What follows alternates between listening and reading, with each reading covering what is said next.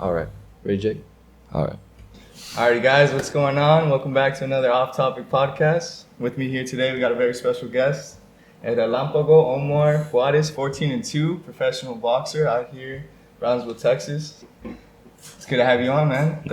Thank you for having me, man. I'm excited. Yeah. Appreciate you guys for. And we got Michael here as well. You want to do a little introduction? Introduce yourself to the people who don't know who you are.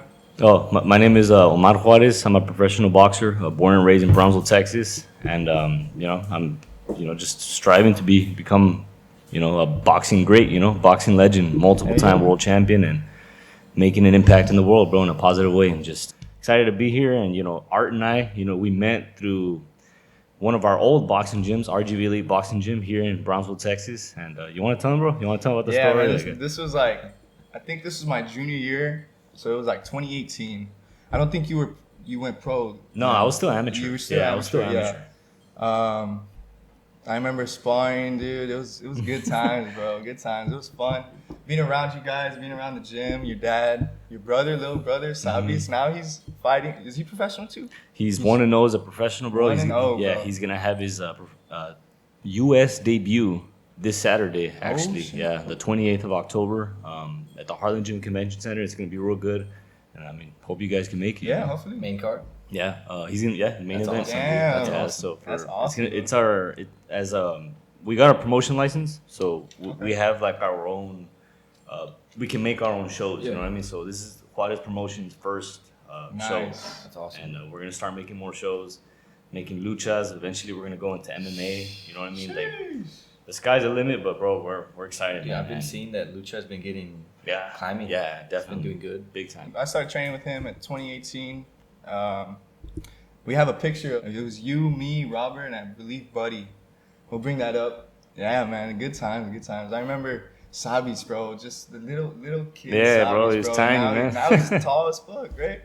Dude, 6'2", bro. He got big, man. Damn, he got bro. big. I don't know what it was. It's almost like that picture from the Ninja Turtles when Master Splinter's holding their hands as babies. Yeah. and then now he's holding them. Yeah, literally. dude. Yeah, literally like that, man. It's crazy. It's crazy to see, man. Like your whole family, they're a lot of talent in there, bro. Your older brother, he's playing football overseas. Yeah, Yeah, man.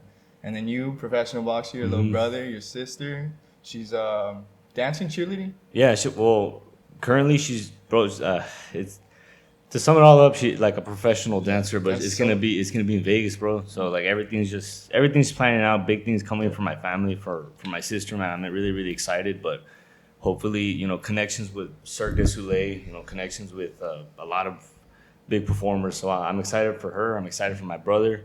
My older brother, he just came back from playing 3 seasons. Well, 2 seasons. He was gonna play his 3rd season.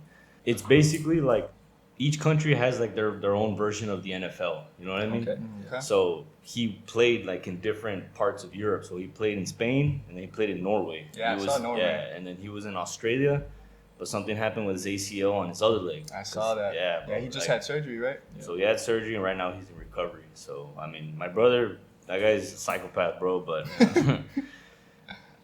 I don't know how he does it, but he's like, hey, I love this. Like, I gotta try. He's like, he tells me there's NFL players that play with torn ACLs, and he's like, who was the one that played with the broken back? Was that Ray Lewis? Something like, yeah. Man, that's something insane. Crazy, man. I mean, even Kobe Bryant played that torn Achilles, was Torn it? Achilles. When you have that obsession for the game, bro, nothing's gonna stop you. You know. That's what made him. That's what got him there. His psycho mentality, bro. Like his Mamba mentality, bro. Like everybody doubted him, bro. In high school, he didn't play, bro.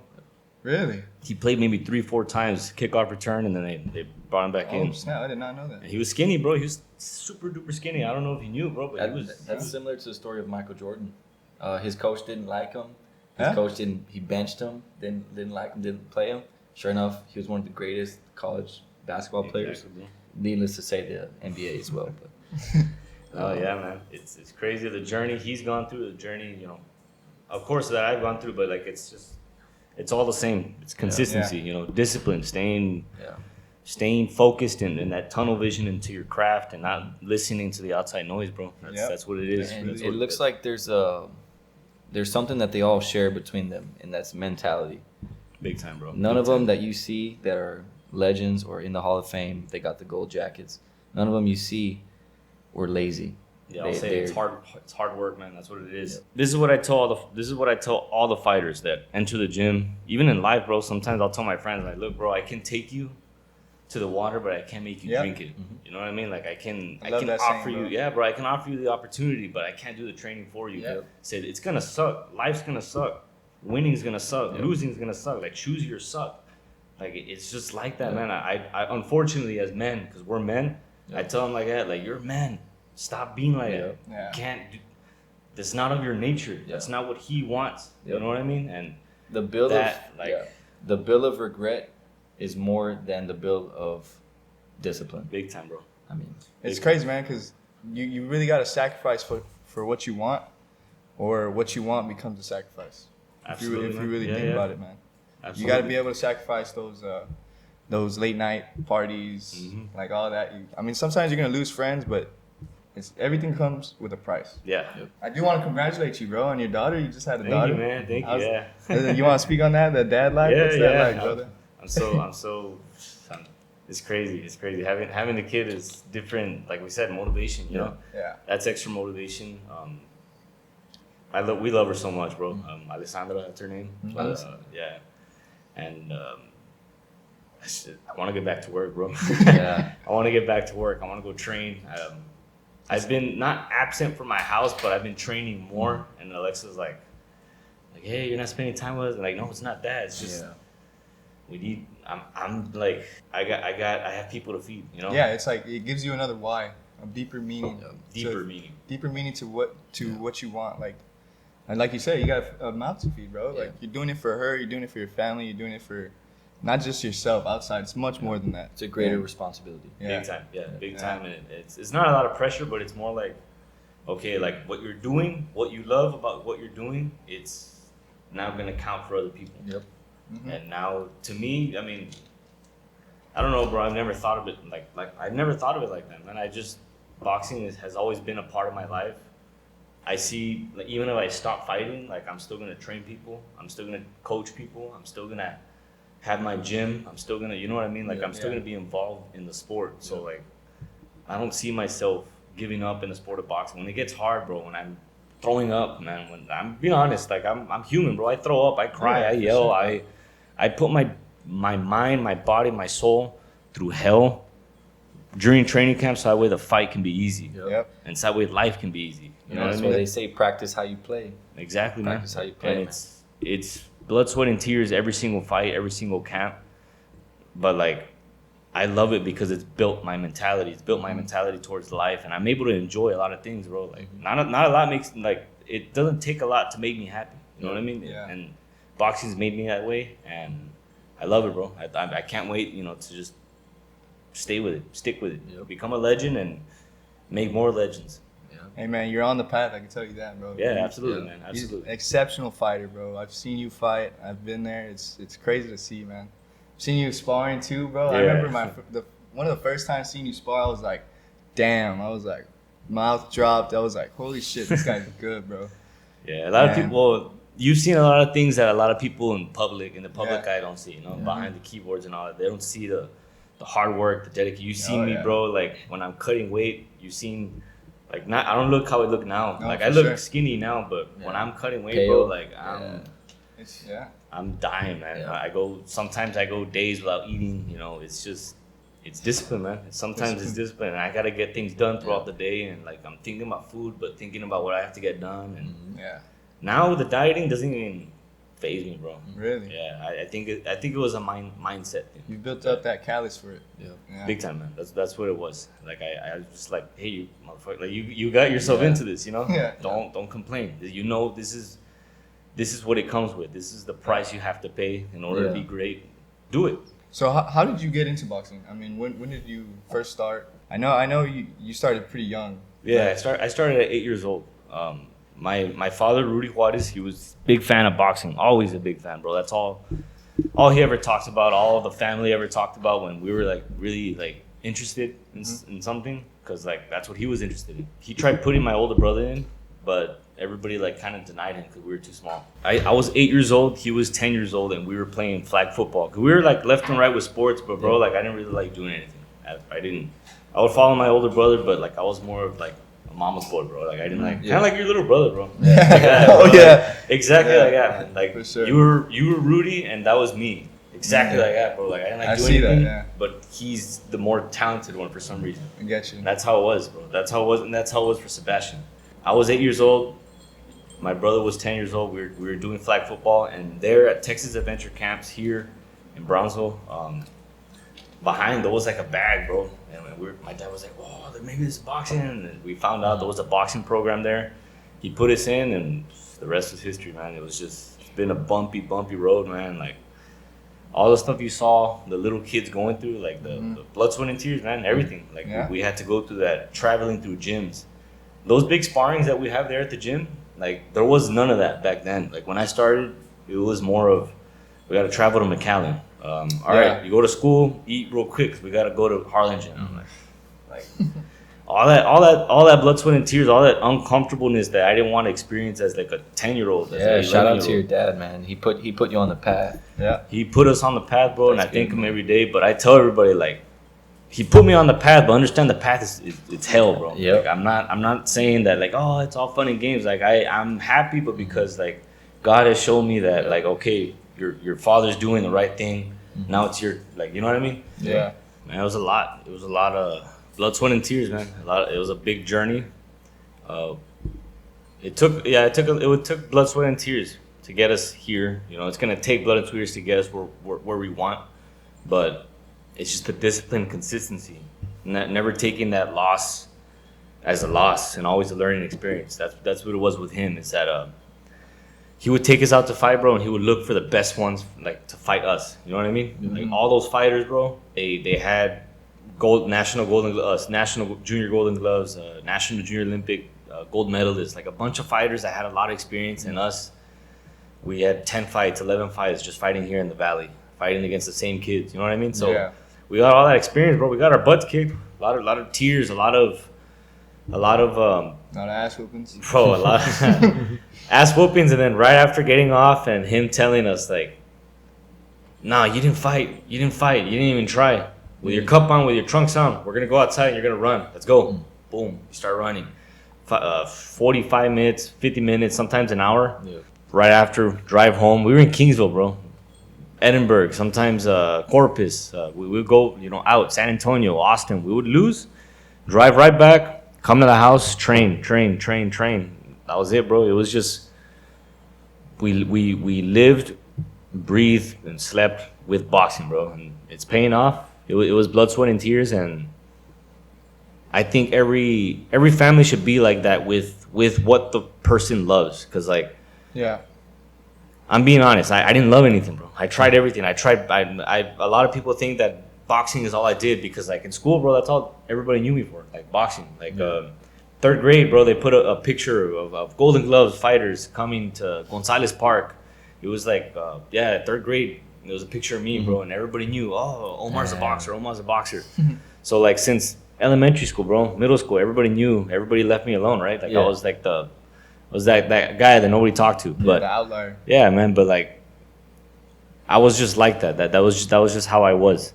And boxing makes you that way. Boxing, like, it separates you, and you want to, like, be in your own little journey. You know what I mean? You fall in love with the sport in that sense, and it's also not a team sport. It's just one-on-one. That's why, and that's why develop that self, where you just want to be alone. You want to train alone. And I understand that. Yeah. You learn to fall in love with yourself, bro. You learn to, and I think that's like a good advice in life, even with love, bro. Once you can't love another person unless you love yourself, and you have to love yourself. And I learned that more with my daughter, but because if I don't take care of myself, if the provider goes down, bro, she goes down too. You know what I mean? Like if I go down, she's gonna go down as well. Yeah. There's not gonna be any bread on the table. You know what I mean? So I have to take care of myself. I have to make sure I'm always training, make sure I'm clean, and make sure I just stay disciplined, bro. Couldn't have said it any better, brother. Yeah, bro. Absolutely, man. So one of the biggest questions would be, what is your biggest battle outside of the ring? Outside the ring? I feel like it's just what every fighter goes through, bro. I'm not special. You know, I'm human. Temptation comes in with not wanting to train. You know, wanting to go with my friends and obviously not train. I don't party. I don't do drugs. I don't smoke or anything like that. But it's just being undisciplined. And even now that I had a daughter, that's gonna be harder. But like, it just comes with the territory, bro. It comes with the territory. Every fighter that I've spoken to, they always tell me, stay away from the drugs, the party, and the woman. The woman thing with me, bro, is it's never really been a problem. You know, it's always been like you don't want me then, so I'm not gonna. You know, like you don't want me then, so why like even like give you my time, give you the time of day now. Yeah. And I'm married, by the way, but like even if I don't have my ring on, which I should have on right now, but I take it on and off for training, on and off when I go to True Fit, and for me, it's just like, nah, I'm on my own journey. Like y'all, like you ain't got time for that. Yeah, I don't have time for that. I really don't. And y'all know, I mean, it ain't worth it, right? Yeah. It ain't worth it. Got responsibilities, brother. We have responsibilities. All it is temporary pleasure, bro. Yeah. It's all it is. And I fight that temptation for that temporary pleasure, and it's like I'm not cheating, but I'm like I'm human, and I'm like, nah, I shouldn't be thinking that way. And that's not right. And for what? Like that's not gonna get me anywhere. Yeah. Smiling because post nut clarity is a big thing, bro. Because man, she looks good 30 minutes before, bro. And right after, you're like, what the fuck was I doing? Real thing, man. What was I thinking, man? Even without it, dude, it's very true, bro. Like it's temporary pleasure, man. It's only gonna last so long. You don't gain anything from it. There's no value. It's just but not just that is like being loyal to my wife, bro. But like, have you guys gone like months and months and months without? Yeah. You feel like a little kid again, bro. Yeah. You can do very awesome athletic things, bro. Yeah. Like it's like it's your testosterone, bro. It's all our juice. It's all built up, bro. Yeah. So like the training camps where I was consistent during COVID, you know, going to Vegas back and forth, going to LA back and forth, like it was crazy, bro. I had to stay disciplined. I had to stay focused in order to stay in the position that I'm in right now, and that's what it took, bro. But like after the first 2-3 weeks, you just get used to it. You're just like, I'm here for this job, and later on when I can't move, I can't physically move and I can't physically do the sport, I'm gonna be wishing, I should have done this. I should have done that. Nah, keep pushing. Let's go. Let's make more memories. Let's do this. Let's go get our asses kicked, bro. Let's go to the Mayweather gym and find somebody to get our asses kicked. You know, that's what got me to the tank sparring, bro. Like they like the work too. They called me back and then we got more work, bro. And like me making a name for myself, I feel like it's not that it's not surprising me, but like I'm expecting it of me because I've just been so committed to this sport that God's watching, you know. Yeah, for sure. most definitely. But yeah, man, one thing I really enjoyed about training with you and your dad and your brother at the gym, RGV Elite, it was a lot of hands-on experience. There was sparring 2 times a week, Tuesdays and Thursdays. And I love that, bro. I mean, because you really develop that sense of you're in there firsthand. You're experiencing it. It's different to just train hitting mitts and hitting the bag and stuff, but being there, being in that fight or flight response, you get that adrenaline rush, and it's great, bro. You put yourself in a dangerous situation, and your body reacts in ways that it's never reacted. It's like you're learning how to speak a language, pretty much. Yeah. It's crazy, bro. It's like it's a certain mode, bro. Like you just get in that mode. Even before the fight, bro, like I just get in that mode. People don't talk. Like my wife knows, my family knows, my little brother most of all knows. You're there, but you're not there. It's like a derealization. All I'm doing is thinking about the fighting, bro. And I get in that mode like 2 days before, bro. Very hard to sleep, man. Very, very. For me, that's probably the hardest thing. Like 2 nights before, I'll probably be taking melatonin and trying to put myself to sleep, bro. I think there's a word for that. Derealization? Yeah. That disassociation. Yeah, disassociation. That's basically what it is. But when it's fight time, it's like, all right, we're locked in. Yeah. The only way to get talent, bro, and the only way to get ring IQ, the only way to get experience was to get out, bro. We had to, and I'm talking about past San Antonio, past Austin, like Houston area, Dallas. That's true, man, because I remember sparring, dude, and you're sparring the same guys. Yeah, You develop, you know them as a fighter. You start knowing their fighting patterns, the way they step, the way they throw punches. Gets to the point where we don't even try, bro. We're just there. Yeah, you're just there. It's emotion. Yeah. Exactly.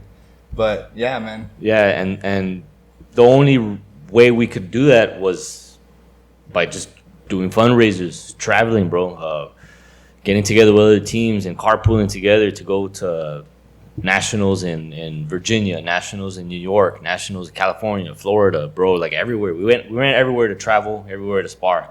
And my dad's still doing it, bro. He gets the team, they go together. Obviously, it's different now. We'll go on a plane, but like we just finished going to Philadelphia, then went to Puerto Rico. We want to travel internationally to get sparring in Russia, bro. Like, man, we want to do that's like crazy, dude. We want to do something different, bro. And that's the way my dad has always thought, bro. And that's what RGV Elite Boxing, Juarez Promotions is gonna do for Brownsville, for the Valley. Before, I'm 100% confident in saying that if it wasn't for my dad getting into the boxing community here in Brownsville, we wouldn't be where we're at today. Because like all the gyms, I feel like they got influenced by what my dad is doing. The cookouts, and you see bro, our gym is not like every other gym. We do cookouts every Friday, Saturday. We invite a bunch of gyms from everywhere else, and we do a big party. But like they're sparring. We do Christmas parties there, but they're sparring, bro. Like we do a lot of stuff.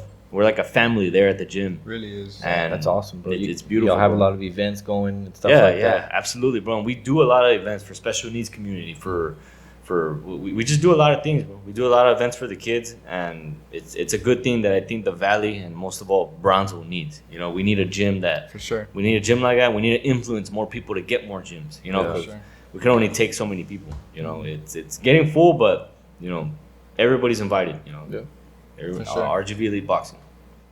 Yeah. Where's this located at? 3005 South Illinois Avenue. It's Illinois Avenue, not Illinois Road. It's near the airport, and we're open Monday to Thursday from 5:30 to about 9. My dad, if you guys show up about 6 o'clock, my dad will guide you. It's about $80 to $100 a month, depending on your age. If you guys want to compete, if you guys want to get belts, if you want to get national titles, if you want to get on Team USA, if you want to eventually turn professional, get signed by a PBC one day, who knows, top rank, golden boy, become a world champion, become great, RGV Elite Boxing is the place to be, you know? Check them out, man. You heard it here, guys. What's your thought process going into the gym, man? The gym or the fight? The fight. The fight? The fight, yeah. You're in the ring, you're looking, staring down at him. It's like one-on-one, bro. It's either you or me, or how does that? It's more like well, for me, bro. I don't. There's a lot of different fighters that think a different way. Like they think like I want to tear your head off, but I think that fighting angry, fighting like with intentions of wanting to tear their head off is like not. At the end of the day, fighting with emotion. Yeah, you can't fight with emotion. I've got my butt kicked fighting with emotion. You know what I mean? I put my hands down. You try to knock them out with one punch when you don't hit hard. You know what I mean? So I feel like when I get in the ring, it's more like I'm thinking of I'm just not sizing them up, but like, I don't know, bro. I don't know how to explain it, man. Like you're not underestimating, you're not overestimating. There you go. Calculate. I'm calculating like our movements, our body size. I'm moving around, just looking at like this is the way when I fight somebody. The way I'm looking at art is how I look at you. The shoulders. I'm never doing this. Me too. Yeah. Always like this, but you can see everything, bro. You can see them coming this way. You can see them coming this way. Yeah. And you can trick them. You can go here. You can touch them here. You can go here. You can touch them here. You know, it's just like I said, a psychological warfare. And I'm not into like the whole like staring down. Like I like when they do that. They show me how weak they are. And I've experienced all those people with tattoos, big buff dudes that 20 pounds heavier than me, and I've just embarrassed them, bro. Because boxing is not about fighting or intimidation. It's all about a mind game. It's a game of chess, like you said. I'm gonna set something up, and you're gonna take it. And that's what I love doing, bro. I love setting traps up, and they would do it, and they would get hit. And then they're like, all right, I'm gonna grab you. They think they can like maul me or something, or they can like hit me with one punch, and I'm done. But the thing is that I love to float like a butterfly and sting like a bee, bro. I love it. I love it. And that's boxing, bro. I can still push you back, but I can do it getting you with different angles and getting you in places that it hurts, bro. And that's one thing that a lot of fighters don't do nowadays. But back then when my older brother got out of the sport, bro, we were laughing stocks of amateur boxing, bro. We were laughing stocks. Like we were going left and right to tournaments, losing, training after, my dad getting pissed off, bro. It was just me and him. So all the energy my dad has to be with all the kids, he focused on us, bro. So like, you can only imagine. He's a nice guy now. He's a sweetheart now. But Back he's then, a funny dude, bro. Yeah, he's funny. He was funny, yeah. but like when it came to boxing, bro, that funny guy was not there, bro. For sure. And especially when we would say we didn't want to train, or we say, nah, we're not doing that. Shit, scary, man. But my dad took us everywhere, and we kept losing left and right. But we were learning. 13 years old, my brother gets out, and he asked me like, hey, like in that car, bro. I remember that conversation. My brother had just fought the goal. It was here in Bronzeville. A bunch of people went, bro. It was super embarrassing. He didn't train for that fight. He didn't do anything for that fight, bro. We put him in the tournament. He fights. He gets knocked down. I've never seen my brother get knocked down before. He gets dropped, bro, in front of everybody here in Bronzeville, in Silas Park. And after that, he gets off. My dad was pissed off. Everything happened, bro, because it was in front of a lot of people. So the next day, we're in the car, we're going to training, and my brother was crying, bro. Like, he didn't want to do it anymore. And my dad got pissed off and told him, no, you're not going to do it anymore. You're done. So he turns around and asks me, bro. I remember that. Like, I was in there, bro. He turns around and asks me, like, you want to do it anymore? So I can just stop and focus on something else. And, bro, honestly, I didn't know what life was going to be like without boxing. You know, we did it for that long already. I was 13, and we started at 8, and that's all we ever did. Like, yeah, my brothers, like, my little brother was into football. He was real into football. My little sister danced and cheerleading. But at the house eating, hey, let's watch this fight. We just boxing, you know? So I didn't know what life was outside of that. He asked me, like, hey, do you want to do it? I'm like, I didn't want more shit, bro. I didn't want more drama. I've said it before. I didn't want more drama. I didn't want more this mother in the house. I didn't want any of that. So I was like, all right, I'm gonna fight for the peace, basically. Yeah. So that's what it was. 13. That's how it started. From 13 to about, honestly, bro, for like a year or two. Because I could honestly say at 15, 16, that's when I began to love it. Sophomore, freshman year, when people began to exclude me more, and they and y'all know, bro, like they look at you and they're like people you used to be cool with, you know? Yeah. That wouldn't say it was a motivation, but it pushed me to like want to be more different. You're an outlier, bro. They look bro. at you different. You just want to show them that this journey will get me somewhere. Like, because I would tell my friends, like, nah, I'm not gonna join football. Like, I'm gonna do boxing. Like, why? Like, what? That's not gonna get you anywhere. And I don't know what. That's not gonna, bro. You're from Bronzeville. I ain't gonna get you anywhere. And that's not gonna do anything. And all those people that told me everything, they're working at places that sponsor me. And bro, watch and success is the best. Put my fights where they're fucking working. You know what I mean? So like. I love that. I've never wanted bad for anybody, but I've always told them how beautiful boxing was, and nobody listened to me. Nobody viewed it that way. Teachers that didn't believe in me now have posters of me in their classrooms. You know what I mean? All that's motivation. It makes me happy, and it makes me like believe in myself even more. But I'm pushing that agenda of like, we need more athletes, bro. We need more different people. We need more Goggins mentality individuals. You know what I mean? We need them, and we need them so that way when one friend is down, we start planting other seeds, you know? Yeah. And that's how it is. That's how it starts. My bad, bro. Go for it. No, I'm sorry, bro. I was just gonna you're say, good. Dude, all the little kids seeing your poster in the classrooms, that's inspiring them. Yeah. Like, maybe I can be that one day. So you're planting seeds already, bro. Absolutely. Those trees are going to grow big. Absolutely. And that's what I say. Because, like, I for everybody that doesn't know, I started when I was 16. As soon as I got out of high school, my team and I got together and we began doing motivational speeches at the schools in BISD. Eventually, it ended up going to, like, McAllen, Hidalgo, like, different places. Yep. I talk about the 6 key principles on how to achieve your goals. I don't really go to speak about boxing. It's a real violent sport. I tell them what I'm doing, and I tell them how I interpret those 6 key principles, which are no excuses, confidence, discipline, strategy, teamwork, and self-worth. And I'll tell them how I interpreted that with life, school, friends, work, like everything. And I tell myself, bro, if I just move that one little Omar in there, I did my job. You know, I planted that seed in there, and I'm good. So, like you said, bro, just planting seeds. Those posters, they have posters of me when I was amateurs, bro. Like, I've been doing this for a while, man, and it's beautiful to see that. Man. You're creating history, brother. Absolutely, man. And I've been at Stripes, bro, Walmart. I don't expect it, but like I have my baby sometimes, and they're like, "You're Omar, right?" I'm like, "Oh, yes, nice to meet you." They're like, "You went to my school." They're like ringing me up and stuff. Yeah. You know what I mean? Like you went to my school, you spoke to us, like you changed my life and things like that, bro. Like seeing other athletes tell me like you came to my school, and ever since then like I've just been working on myself and seeing things like that, bro. Inspirational and pushes me, man. Yeah. Chills, dude. We need that, bro. We need somebody like that, man. We do. It really does help when someone believes in you, but when no one else believes in you, you got to believe in yourself. Oh, absolutely. Yeah, for sure. You have to only believe in yourself. Yeah. It's cool for others to believe in you, whether they believe in you or not. It's cool, bro. But like, if I'm being honest, sometimes you don't even know if they do. That's how focused you are on yourself, to the point where whether you believe in me or not, I'm still doing it. I'm still doing it. That's built my mindset in that sense, that I've heard it all, bro, and I've seen it all, and I'm just to the point where I'm like, thank you for your support. Like, whatever it is, whatever shade you throw, whatever it is you tell me, it's hard to tell my wife that, to not take anything personal, but like that affects goals, bro. That affects mindset. That affects goal setting. That affects your drive to want to be better, to better yourself, to keep climbing that ladder of success. You know, I'm not perfect. I get it, bro. It hurts me. It's hearing from the people that you care about, but you have to callous your mind to like not care about what anybody says. Yeah. You know, in Sombrero Fest, bro. When I was in Sombrero Fest, people are drinking, honest words come out. You know what I mean? Like, I heard a lot of stuff, man, that I was just looking at them like, fuck. Under every Instagram post,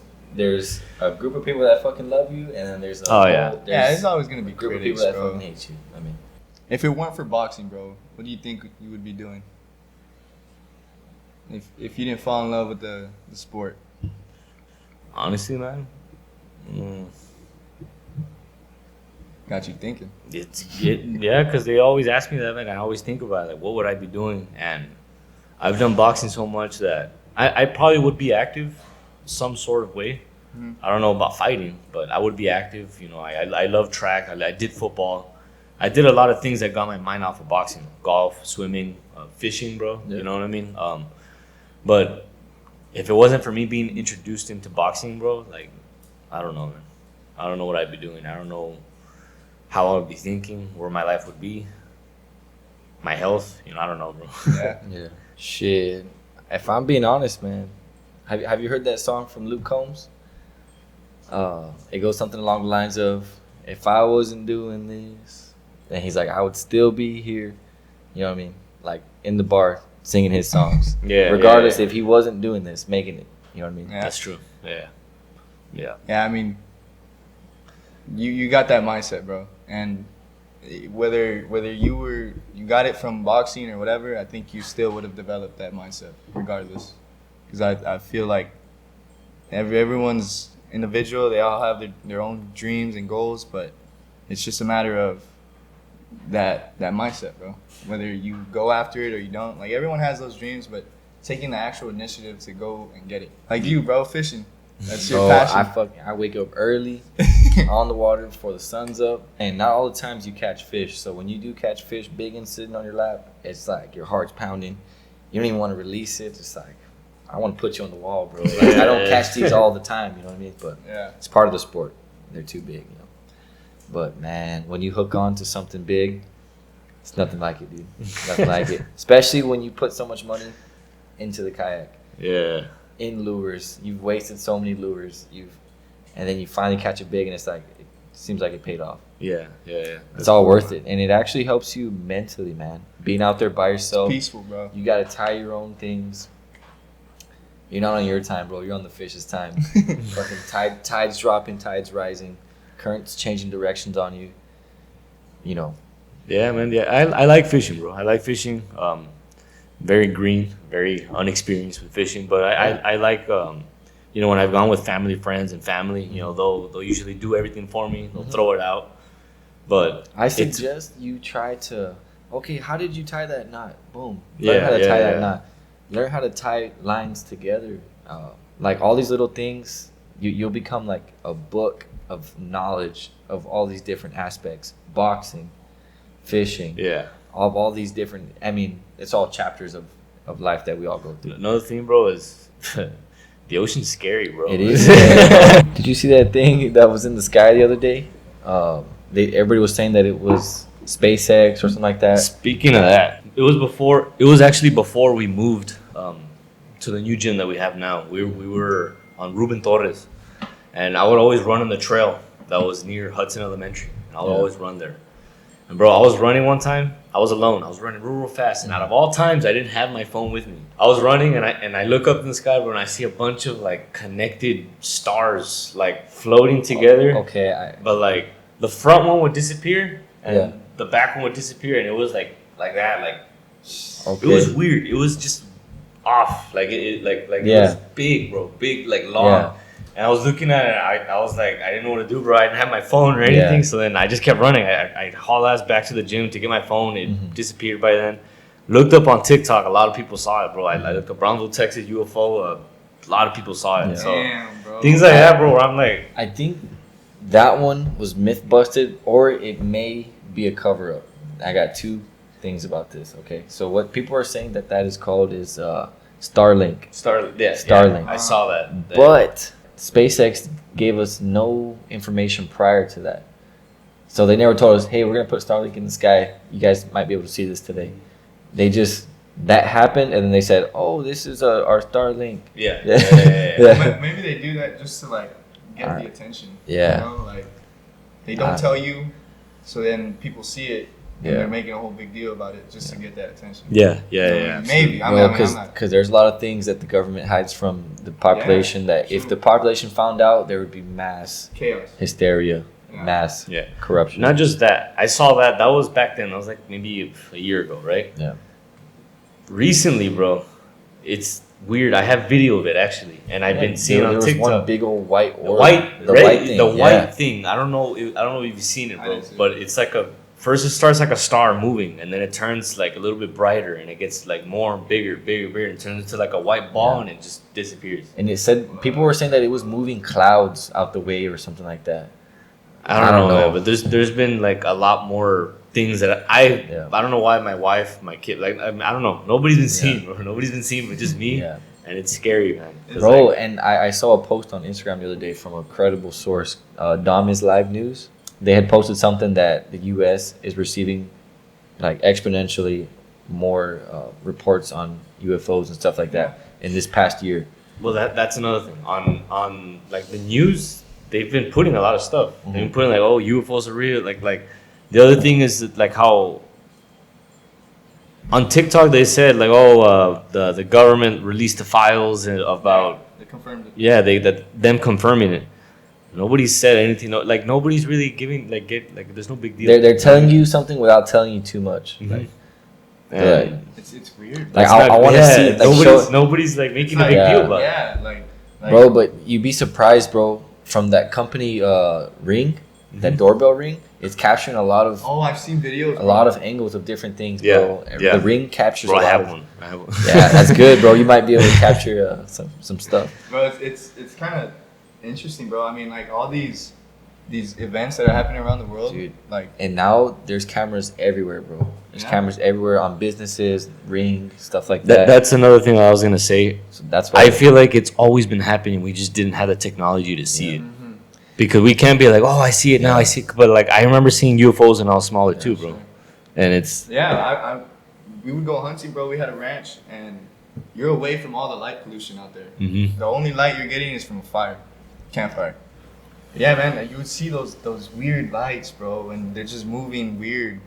And I remember I had seen a lot of shooting stars. I've seen a few, bro. You've seen, because I've seen you can distinguish the difference, bro, easily. Okay. And then you see those weird ones, bro, and it's just like, what the? It has you thinking, bro. If you really think about it, all those people who were considered crazy for seeing lights in the sky, now they confirm that UFOs are real. Yeah. So what do you tell those people who you? I'm sorry. Like it's like everyone considered them crazy, bro, for seeing something in the sky, and now it's. Dude, have you seen the movie 2012? I have the one with that guy. He's on the mountain right before they go. Yeah. By this super volcano will burst envelop Vegas. That guy. They thought that guy was crazy, bro. Yeah. And sure enough, I don't know. It's something out of our control, of course. and brings me closer to faith. That's another thing. Yeah. Brings me closer to faith with God. I'm kind of scared to see the world like my daughter's gonna live in later on. You know, bro. That's exactly why I'm taking advantage of fishing today. Fishing with my family. I'm trying to do as much as I can with other people as well because absolutely. I don't know if you've seen, bro, the LNG that they're doing there. All 48, bro. Oh, all that construction. Yeah, all that construction. So they're putting gas pipelines and extraction points to remove gas from the area, and what that'll do will create pollution in the sky and in the waters, bro. Oh, man. So who knows what fishing will be like 20 years from now, 10 years from now. Yeah.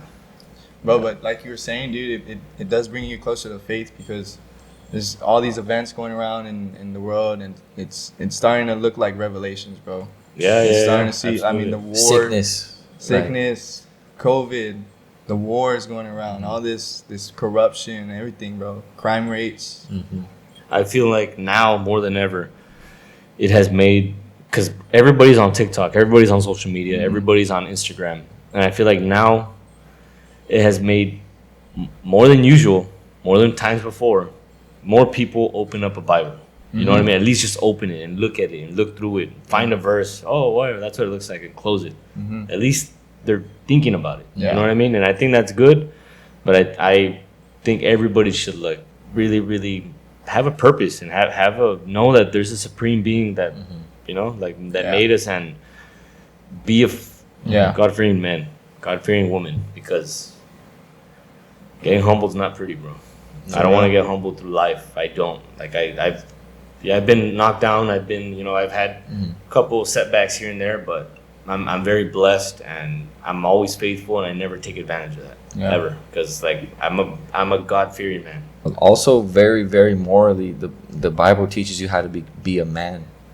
Like, for example, I'm not too sure of the verse name, but my favorite one is be a man of no enemies, along the lines of that. Be a man of no enemies. If you have an enemy, go ahead and give him water. Like if he's thirsty, you know, that's pretty much what the Bible says. Yeah. Give him a drink of water when he's thirsty. When he's hungry, feed him. Because show him kindness, bro. At the end of the day, bro, everyone is God's children. Yep. We're all brothers and sisters. Yep. So. Yeah, bro. That's what I told. I mean, a lot of people, bro. A lot of people are like that, and it's just.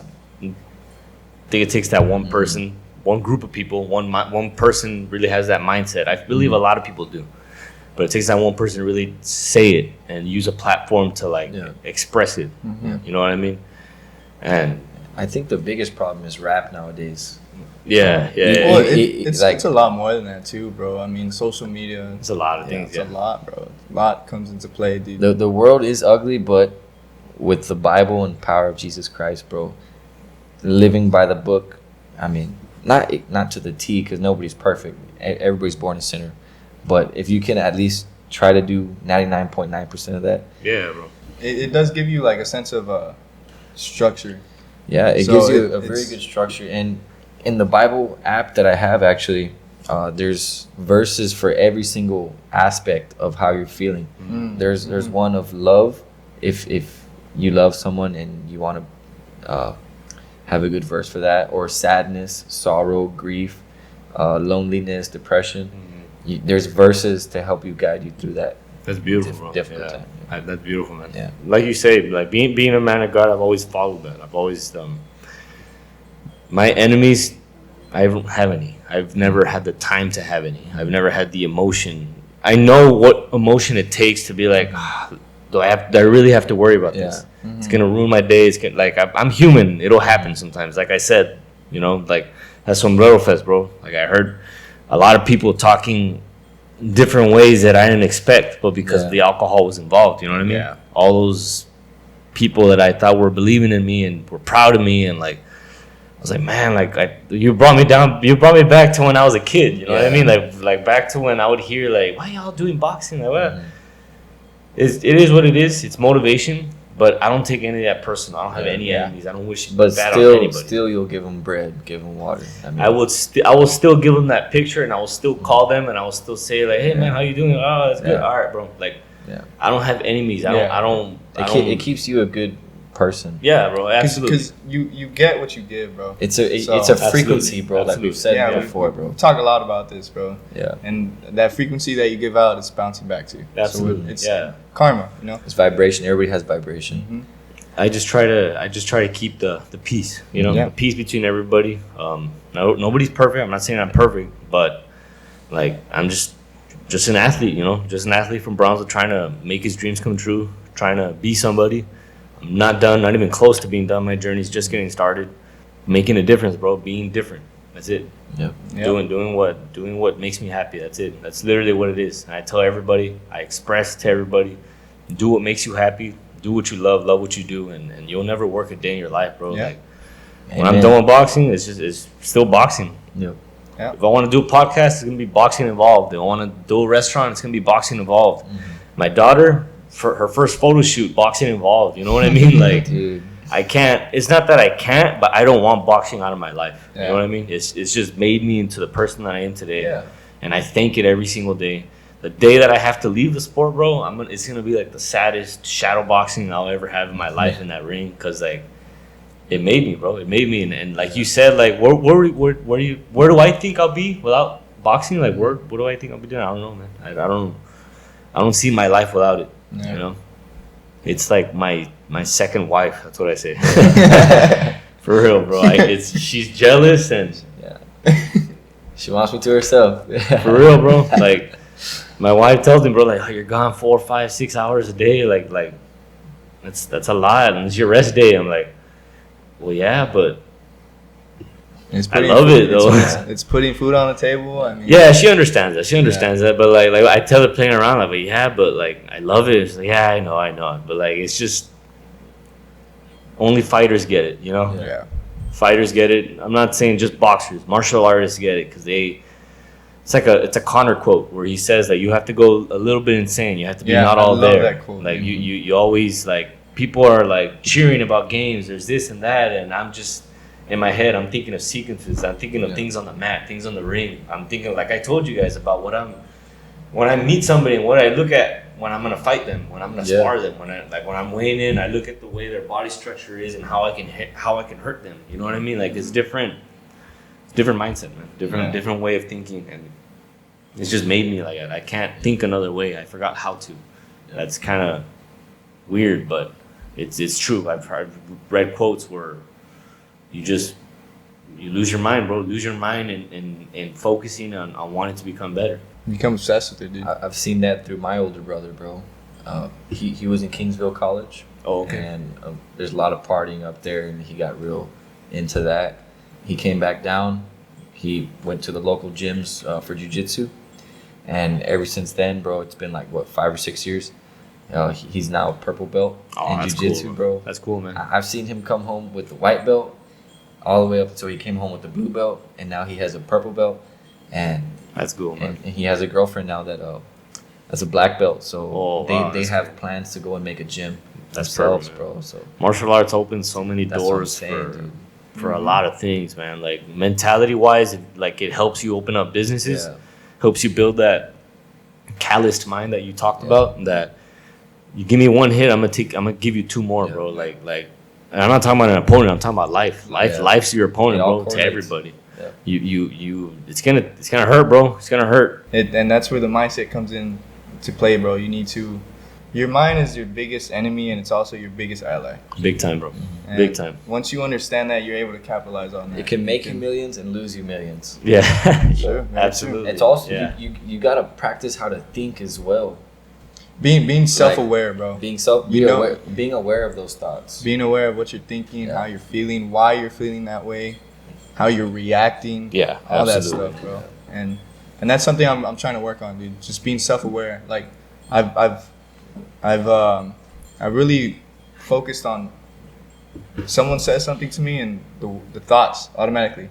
I'm like, okay, don't think that way. Think. Yeah. It's It's really- hard, bro. yeah, It's hard. It's hard yeah. self-control. It's hard self-discipline. Yeah. But God is watching, and He's like, if you're gonna be the bigger man, I'm gonna bless you later on. You know that. You know that. For sure. I'm gonna tell you, you know that. And I tell everybody, that, bro. Like, let's just be nice to, not be nice to each other as in like go to random people but the one that's mean to you is probably the one that doesn't receive a lot of love. You know what I mean? Doesn't receive a lot of respect. Show them what respect feels like.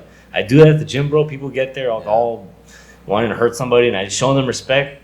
And I guess because of like who I am, my platform, whatever, they like, oh wow, they start saying hi to everybody. They start being nice to everybody. Like, I just think that we all need that, bro. We're all men. We're all going through our own battles. We're all going through our own shit. You know what I mean? Like, at the end of the day, I feel like each and every one of us need to be that way. And it's almost like it's programmed into us for the first thing to be disrespect. A guy cuts you off in traffic, you just want to go, mother. You know what I mean? But it's like, bro, it's like, God bless you, bro. Nah, okay, well, maybe not that, bro. If somebody cuts me off, I'm just like, it's unfortunate. Yeah, bro. But like when I see somebody like be cut, like somebody intentionally disrespectful, if he like is interested in any way, like to me or like looks at me in any way, like I'm gonna make him feel like I'm not a threat. And that will change his demeanor completely, bro. For some reason, like they have that defense up. And they're not willing to.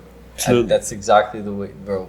When we went to the Palace one night, bro, you know Palace. I don't know if you know Palace. It's like an after party club. We go into the restroom and this guy thought I looked at him wrong. I'm like, bro, I mean no harm, bro. I fucking shook his hand. I was like, and he was still like wanting to fight me. I was like, bro, God bless you, bro. Go drink. That happened to me too, bro. I was like, bro, I know what I'm capable of, bro. Like that happened to me too, bro. I was at a Kiss concert. I just have the habit of saying my bad, bro. Like my bad. Like whatever. If I bump into you, my bad. Man. Me, yeah, my bad. If I'm in your way, my bad, bro. There's this guy, he was stumbling. That's exactly how I am too. Yeah, bro. He was stumbling and I was like walking. We were both in the same, like this similar urinal. Yeah. And we were coming together and then where he bumps into me, and I'm like, oh, my bad, bro. He looks at me and he says, excuse my language, but he says like, motherfucker, I can mess up too. And I'm like, well, my bad, man. He's like, but I appreciate you apologizing. That's what's up. And I'm like, all right, man. Yeah. Washes his hand, stumbles away, bro. But I'm like, damn, like I've always just been like that, man. I've always like. Dude, Art will tell you too, bro. If I'm walking through someone or I step on their shoe, my bad, bro. Yeah. And they didn't hear me. Hey, my bad. Like, hey, man. Hey, you want to make it clear? No, because then they'll hold it against you next time you're walking through. They'll like people. They take things like you said, people, personal. Yeah.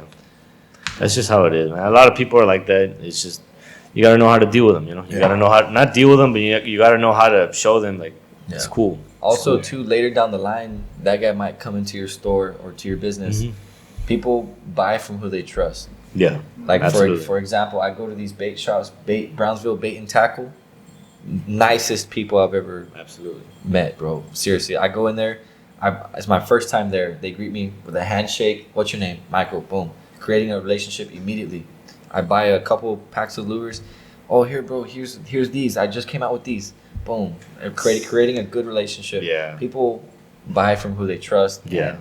With good relations. Absolutely. I believe it's character, bro. The character that.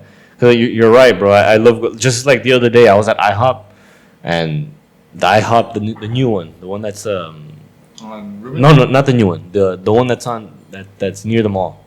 Okay. The one that's been there for a while. There's a worker. I'm not sure of his name. I don't know if you guys know who it is, but he's like very like he's saying jokes out loud, like talking, making the experience like fun. Yeah. And like me being like, I barely go to IHOP. I'm like, I want to go to IHOP, see what this guy's gonna say today. Like that character and that demeanor and all that stuff, like it takes you a long way. And it's the energy you give up. Yeah. Regardless of what you're getting from the occupation, just love doing it, bro. Yeah. And you do it like you love it, it'll take you places like people notice it. Like he probably didn't even know that you're noticing stuff like that. And it affects people. Exactly, bro. Yeah, that's where loving what you do comes into play with all this, and I feel like that's the most important thing when you want to work, when not want to work. I feel like you have to work. Like it builds you. It builds your character, build part of life, but do what you love. Do what makes you happy. Do what you don't mind getting up at 3-4 in the morning to do it, and you're ready to do it. Do what keeps you up at night. You know what I mean? Like, bro, I can't sleep without like my wife says I shadow box like while I'm sleeping, Yeah. bro. Like she showed me videos, bro, and I'm here like that, and I'll go. Hey, rolling. Yeah, bro, and I'm just like. Crazy. I'm that obsessed with it, but I don't realize it. But because I've just been so focused, so having that tunnel vision, bro, that to where I don't realize where I'm going. I don't realize how far I've gone. I'm just go mode. Let's get it. Let's look for where we can grow today, and that's my whole family's like mindset. Like that's just the way I we can are. definitely relate to that passion, and that can relate to many sports or many hobbies that people like to do, even painting. Yeah, People will probably dream about painting. People that love painting. You know what I mean? Absolutely. It's just having the love and passion for what you like to do. Hey man, you remember you remember Mundo? Yeah. La Bomba? yeah. I don't know. Mundo. Yeah. I was just thinking about that, bro. But you remember how him and Miguel, they always had that beef? Bro, they would go through wars. Sparring. I remember that. So funny to I remember watch, that. Title matches. I remember one time. Gym bro. wars, bro. Yeah. I remember one time they got into it and they started sparring, whatever. And we told them 3-minute rounds. And we turned off the bell, bro. That's crazy. And then we kept going at it, bro. They kept going at it. Oh man, good times, bro. Good times. They went at it for a while, like 10. They do that at Floyd Mayweather's gym, bro. Like they call it the doghouse. Really? Yeah, and then they'll just turn off the bell. And you'll just go 10, 12, 15-minute rounds, bro. Like, and they went at it, man. They went at it for a while, but yeah, those are the type of fun. That's the type of fun we have at RGV Elite Boxing Gym. Yeah, hit them up, man. Go check them out. RGV Elite. You do have merch too, right? Yeah, my website. You know, I have some merch. More merch coming soon.